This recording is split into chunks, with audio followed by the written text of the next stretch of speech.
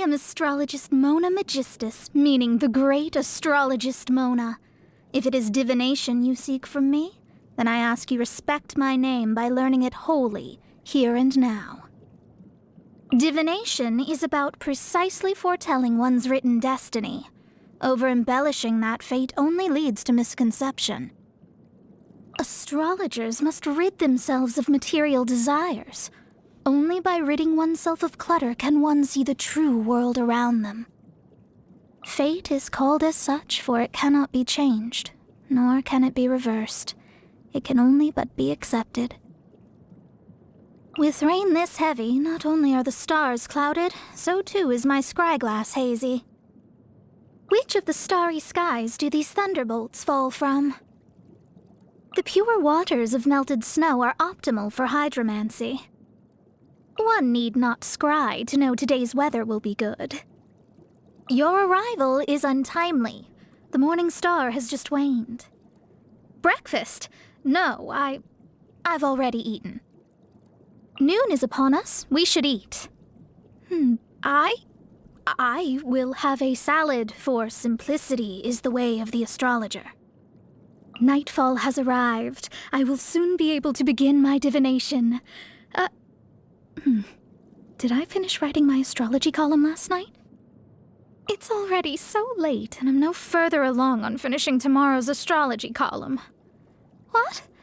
You're off to sleep? I wish I could sleep now, too. The work of the astrologer is to show people what fate has in store for them, and that's exactly what I do. There will always be those, however, who are unable to accept what they're told. Why do I write reports rather than using my divination to earn mora?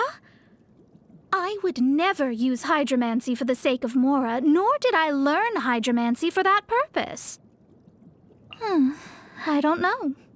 Unless left with no other choice, astrologers do not foretell their own fate. The elders of my art warned against it, for it can turn fate in on itself, which is incredibly dangerous.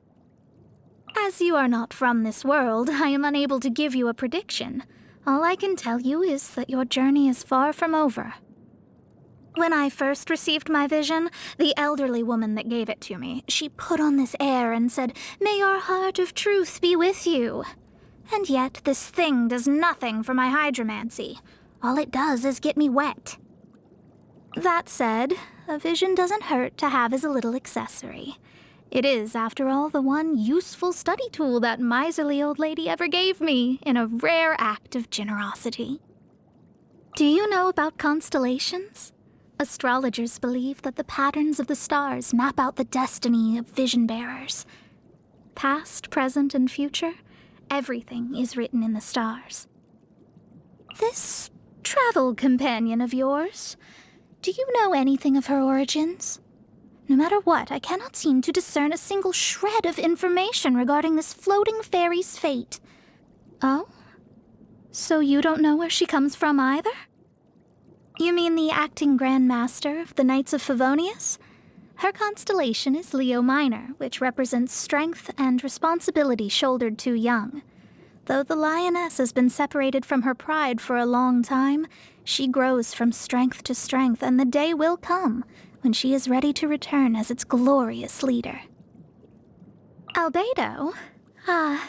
I envy his ability to solely focus on his research without getting bogged down in mundane, worldly affairs. What a wonderful life. If that batty old lady hadn't had one too many screws loose, perhaps that's the life I'd be living by now myself.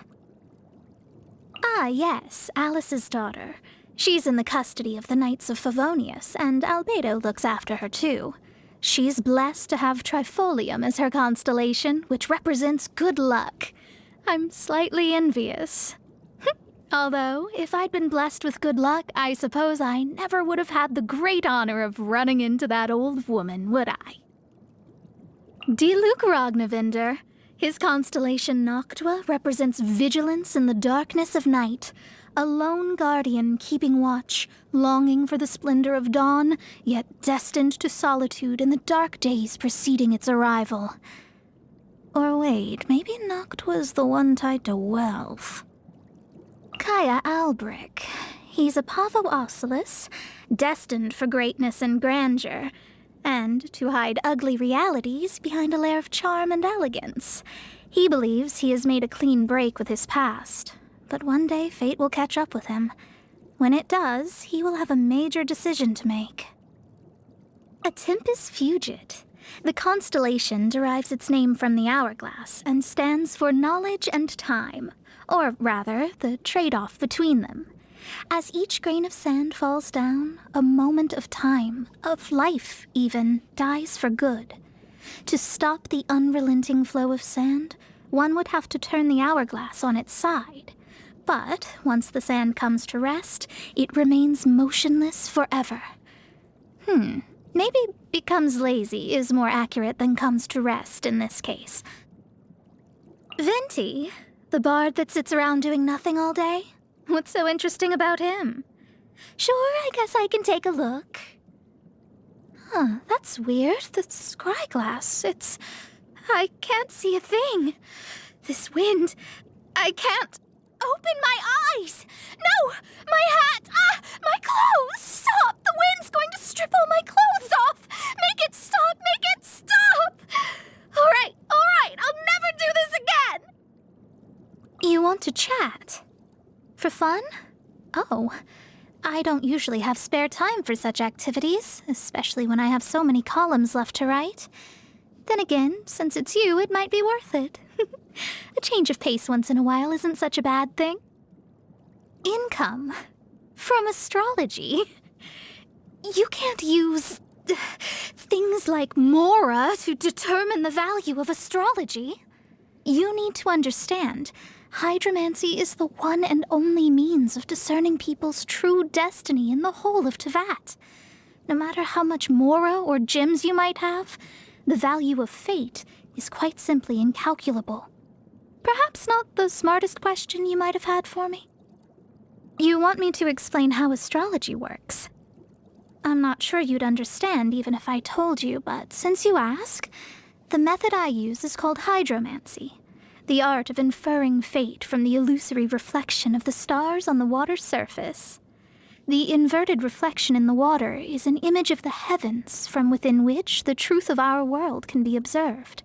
It is the one and only success story of that old lady's research endeavors. Mona Magistus, the astrologist. We came up with that name together, the old lady and me. She said it had a nice ring to it, but then she started calling me Meg for short, which is obviously unnecessary because clearly Mona is already suffice for a shorter name. No, you are not allowed to call me that. It's embarrassing. I knew I shouldn't have told you. The golden rule all fortune tellers abide by is never offer advice. Only state the results of the divination.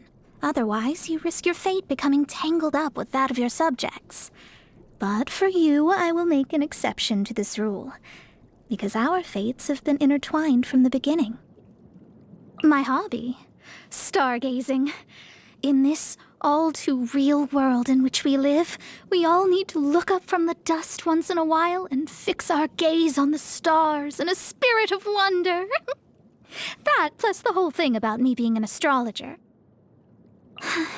The equipment repair bill is due, and so is the final payment for that celestial globe I ordered. Also, I still need to renew my journal subscriptions, not to mention pay the rent. Which one to prioritize? I'll pay off the celestial globe first. If I leave it any longer, they'll sell out, and then I'll never get my hands on one. Oh, salad. Salad is by far the best food in the world. Cheap to buy, easy to whip up, filling, and it's the most convenient thing there is when you're working on a column or fixing some equipment. I mean, who's got time for a proper dinner anyway? You know, all those overpriced fancy foods. Personally, I think it's uncivilized and frankly dangerous to splash out and indulge yourself every time you have a little hunger pang.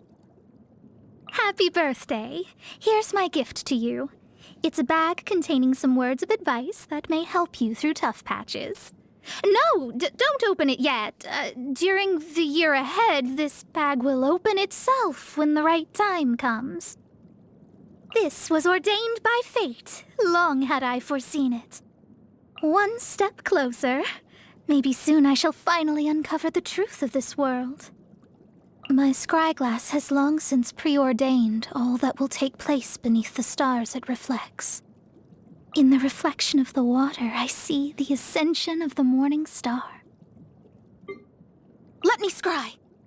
Shadows of fate! Delve into destiny! Fate is upon you! Written in the stars! Decided by destiny! Scry the sky! We could do with some more fortune. This should cover food and rent for a while. Finding treasure is pretty exhilarating. My vision is clouded. Odious fate. This was not foretold. The stars are fading. Destiny cannot be denied. My reckoning has come. Curses! Leave my space! This is destiny. This is how it must be. It is as the stars foretold.